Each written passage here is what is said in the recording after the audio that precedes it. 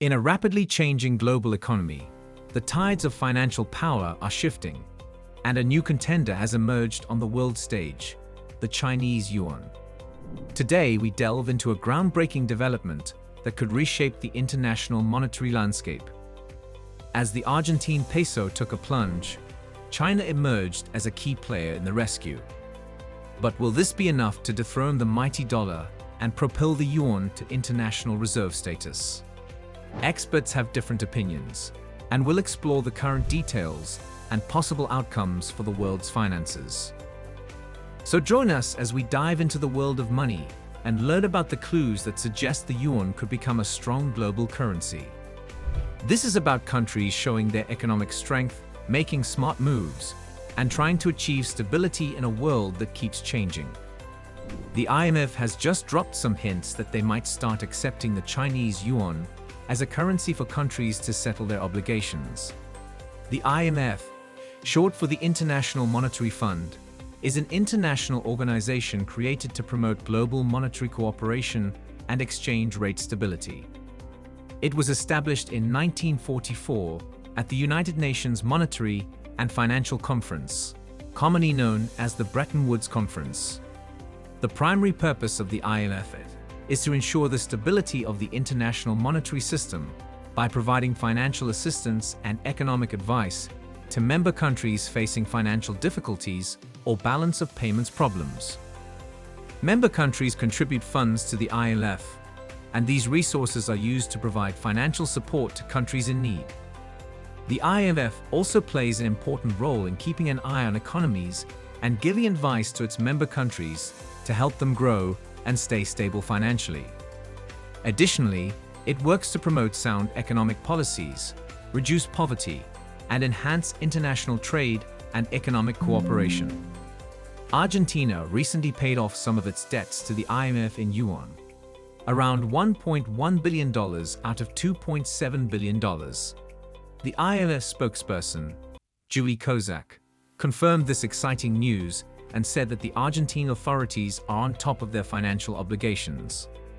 They call the Chinese currency RMB or renminbi, and it's one of the 5 currencies that countries can use to settle their IMF dues.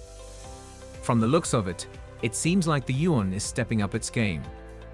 The negotiations for a hopping $44 billion program are still ongoing.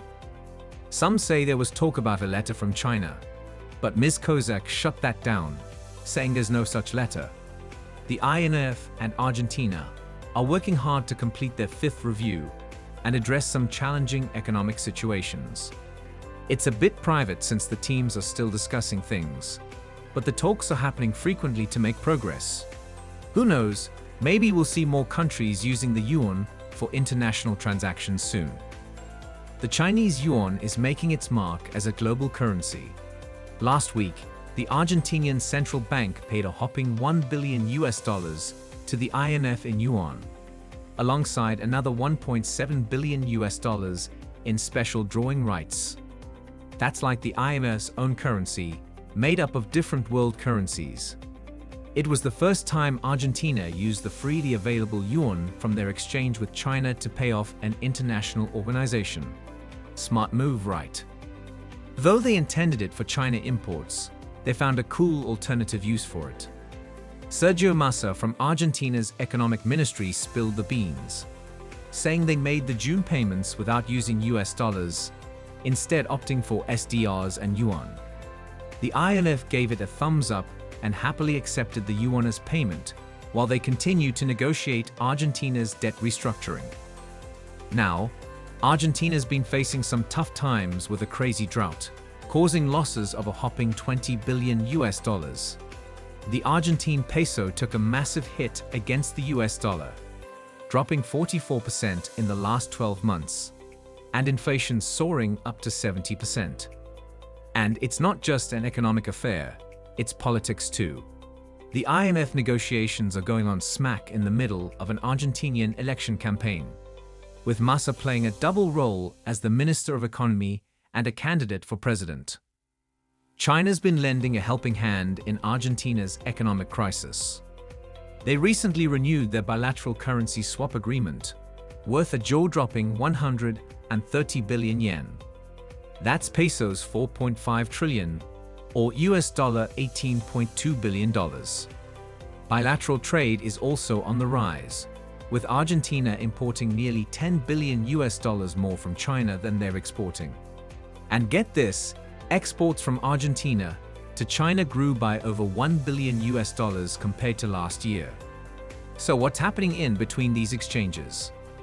Well, China's exporting computers, broadcasting equipment, and organo-inorganic compounds to Argentina, while Argentina's dishing out soybeans, frozen bovine meat, and sorghum to China. Now, they're negotiating a whole new deal with the IMF because they haven't been hitting the targets from the current program. Rumor has it that Argentina might dip into its currency swap with China again to pay the $2.65 billion due this month. Talk about creative money moves. The negotiations are happening, but Julie Kozak, the IMF spokesperson, kept things private about the details. Oh, and some people were wondering about Argentina's fiscal deficit target, but for now, it's still set at 1.9% of GDP. Julie assured everyone that Argentina is keeping up with its financial promises to the IMF. She mentioned how hard both the agency's teams and the Argentine authorities are working to complete their fifth review. It's a tough situation, dealing with the impact of a drought on the economy. But they're brainstorming solutions to keep things stable and protect the vulnerable folks. Let me say this again.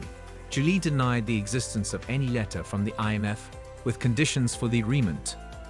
No hidden agendas here. Remember how the Chinese yuan is making its moves in the financial world? Well, it looks like Brazil wants in on the action too. So Brazil hopped on board the yuan train by signing that agreement with China. This means they can now do trade and investments using their currencies instead of relying on the US dollar all the time. Now picture this. The yuan is like the new kid on the financial block, eager to prove itself as an international currency. It's like, hey world, check me out. I'm ready to play with the big boys. But it's got some growing up to do before it can be as popular as the dollar. Enter Milton Ezrati, the wise economist from the city that never sleeps, New York. He's like the currency guru, and he's keeping an eye on the yuan's progress. He thinks China's trying to give the yuan a big boost on the global stage, but it's not quite there yet. It's like cheering for an underdog, hoping it'll become a champion someday. So here's the deal. If you want to be the world's go-to currency, everyone's got to use you for all their business dealings. It's like being the life of the party, and everyone wants to hang out with you. But you know what else? When they use your money, they want to find awesome places to invest it too. It's like having a treasure map and wanting to find the best hidden gems. But, as Milton points out, China's got some tight controls over their money flows in and out of the country. It's like having a bouncer at the door, making sure only the right people get in. That could be a bit tricky for traders using.